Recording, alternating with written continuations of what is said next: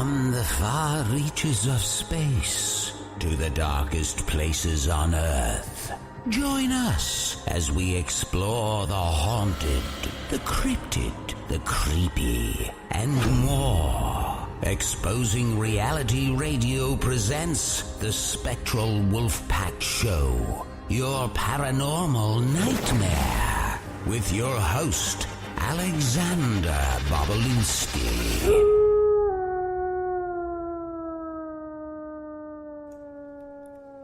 Hey guys, and welcome to the show tonight. Tonight's another one of those episodes where we're just going to jump right into our guest because we have a really awesome one lined up for tonight. I'm going to let you guys know a little bit about him first. Lyle Blackburn is a native Texan known for his work in writing, music, film, and cryptid research. He is the author of several acclaimed books, including The Beast of Boggy Creek and Lizard Man, whose subject matter reflects his lifelong fascination with legends and sighting reports of unknown creatures. Lyle is also the founder of the rock band Ghoultown, columnist for the horror magazine Rue Morgue, and narrator-producer of documentary films such as The Mothman of Point Pleasant and Boggy Creek Monster, in which he also appears on screen. Lyle is a frequent guest on radio programs such as Coast to Coast AM, and has been featured on numerous television shows airing on Animal Planet, Destination America, Discovery Science, and A&E. In his work with Monsters and Mysteries in America, he served as both consulting producer and special episode host. As a musician, Lyle has achieved similar success. His band Ghoultown has released 8 albums, which have not only earned a loyal worldwide following, but found their way into movies, video games, and numerous live venues across the United States, Canada, and Europe. Highlights include an invitation to write a theme song for iconic horror maven Elvira, Mistress of the Dark. The song's music video, featuring Elvira herself, was aired on her nationally syndicated show, Movie Macabre. When Lyle isn't writing books, hunting monsters, or performing with his band, he can be found speaking at various cryptozoology conferences and horror conventions around the United States. Just look for the trademark black cowboy hat. Lyle, what is up, my man? Not much, man. Do we still have time for the show after that? It's funny. I read Seth Breedlove's whole bio as well. His was had a lot of stuff in it as well. But I mean, you've just done a lot of awesome stuff, so I wanted to include that, you know. Absolutely, yeah. It's kind of adding up, so it's tricky to kind of try to include it, but not to, write a book on it. But yeah, that it kind of sums it up. I was looking at the list of all the all the things you've done on the bio page on your website. It's just super impressive, man. Really awesome. Yeah, thanks. I actually, we briefly met at Mothman Fest, but I was all like nervous and stuff. So I don't think, I think I talked to you a little bit about having some sightings of Bigfoots in Alabama. And then that was about it. But definitely, I saw you're going to be there again this year. So we'll have to chat in person as well some more.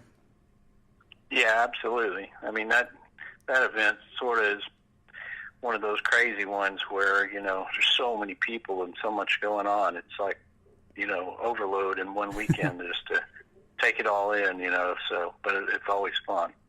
That's one thing I like about, like, first year Bigfoot conventions or things like that, where it's kind of more on a personal, you can really have time to, like, talk to everyone and just have time to do that. Whereas Mothman, absolutely. Stay busy at Mothman Fest. yeah, for sure. So I wanted to ask, I'm sure everyone asks you this, but what kind of got you into the cryptid research and monster hunting? Well, kind of something I just found an interest in as far back as I can remember. I was definitely always into horror movies, and movie monsters and all that sort of stuff. And then I, can vaguely remember seeing the Patterson-Gimlin film, and, reading books about Loch Ness Monster and Yeti and things like that. I was just really fascinated because, I was thinking, wow, could something like that actually exist in the real world? And so, over the years, I just sort of read a lot of books on the subject and so forth, and, went on to become a musician. And at the same time, I was always a writer for various things, music magazines and stuff. And then once I started writing for Rue Morgue, the horror magazine, they knew I had an interest in that and kind of put me in that department of just sort of covering cryptid, everything from movies to, real cryptid sightings and, legends and lore. And once I started doing that, then I was really engaged in, doing more, research both on the field and interviewing people and things like that. And that's kind of what led to my first book, The Beast of Boggy Creek.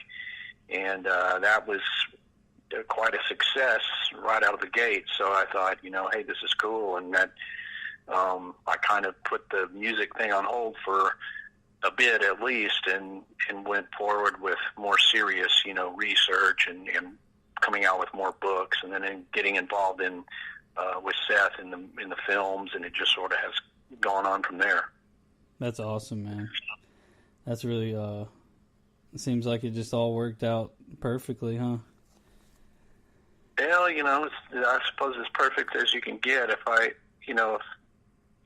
could have chosen to be something in life, I would have picked this, but I didn't really, you can't really choose those things. I just seem to be able to turn whatever I'm interested in into, somehow making a living at it. So, and I think that just translates to do what do what makes you happy, and try to do your best and get better at what you do, whether that's writing or music or whatever you do. And if you just do it long enough and you have some amount of talent, then in the end you can become a monster hunting musician as me. Yeah, it just takes a lot of hard work and putting that effort in, and it all seems to come together. I mean, it's similar for me. Like, I've been doing the YouTube thing and doing this cast and working on several projects, and it's definitely, I'm having to spend less time at my day job and more time working on this stuff, and just the hard work pays off, and dedication, and like you said, doing what you love. Yeah, absolutely. And, if you can get over that point, I mean, Seth kind of had a similar thing where, at some point you're becoming more successful and people want you to do more stuff, or you're putting out more podcasts or books or films, and then you're right in that zone of, well, could I make this a career, or should I quit my job? And, it always comes to that point where you can't do both. And, admittedly, this, it's not easy to make money writing books that are of such a narrow field of focus. I mean, these aren't Harry Potter general fiction books or whatever, but it just, again, if you kind of market yourself and put it out there and get a name, then you can continue to get enough support to kind of go on to the next thing. So definitely. I wanted to ask you, what would you say your favorite cryptid is? Well, I think, in general, Bigfoot is probably my favorite, and more specifically the Boggy Creek case, which was the subject of my first book. And the reason there is because, it's described generally as being, a 7-foot-tall, hairy, man-like creature, a southern Sasquatch, if you will, skunk ape or something. And, I like those regional cases. I like that it's got a little flavor of the South. It's got aspects of what I liked growing up, going hunting and camping in these places in Texas and Arkansas around where I live. And, it just sort of had that creepy kind of backwoods southern thing to it. So, that's always been my favorite thing, and one reason I chose to write that book is the first book. So, that's kind of always my favorite cryptid. Although there's of course so many, Mothman and Lizard Man. I love all those too. So it's really hard to just pick one anyway. It is, but I gotta agree with you on the just those southern or those little, like you said, regional southern cases. Because I'm from Alabama, and we have like the Alabama white thing here, things like that. So definitely can relate to that. And I actually went to Falk a few times and met his name's Denny, right? Who owns the Monster Mart? Right. Yep. Yeah, he's a super nice guy. And then I checked. You had told me to check your website for a place to camp, and I think we camped. We camped near. I'm trying to think what it was called. There's like a little dock that goes out over like a sort of swampy area. I'm sure that's doesn't. Really no, I know. Yeah, that's what they call Smith Lake. And yeah. That what's cool is it's just a free place to camp. There's not a lot of accommodations in Falk, Arkansas. People ask me what hotels or something like hotels. Are you kidding me? Your hotel is a tent by the swamp. Yeah.